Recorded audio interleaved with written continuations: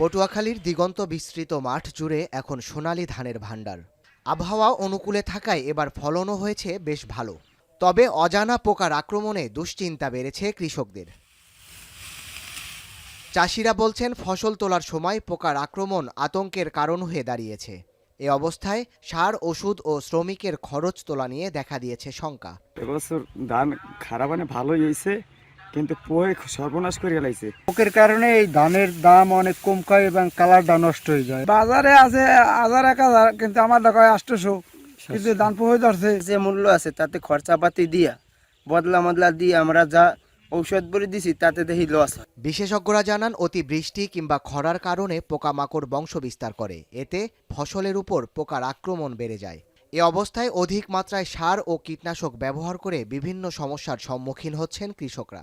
নতুন নতুন পোকা যেগুলো আগে কম ক্ষতিকারক ছিল সেগুলো এখন বর্তমানে বেশি ক্ষতিকর মাত্রায় চলে গেছে, শুধুমাত্র এই জলবায়ু পরিবর্তনের কারণে এবং ক্ষতিকর কীটনাশক প্রয়োগের কারণে।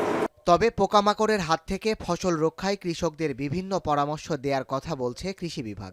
একই সঙ্গে পোকা দমনে নানা উদ্যোগ নেওয়া হয়েছে বলছেন কৃষি কর্মকর্তারা।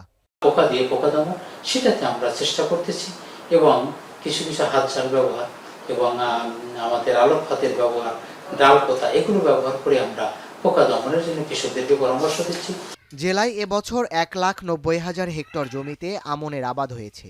এ থেকে 8 লাখ টন ধান উৎপাদনের লক্ষ্যমাত্রা ধরা হয়েছে, যার বাজার মূল্য প্রায় 20,000 কোটি টাকা। এখন পটুয়াখালী।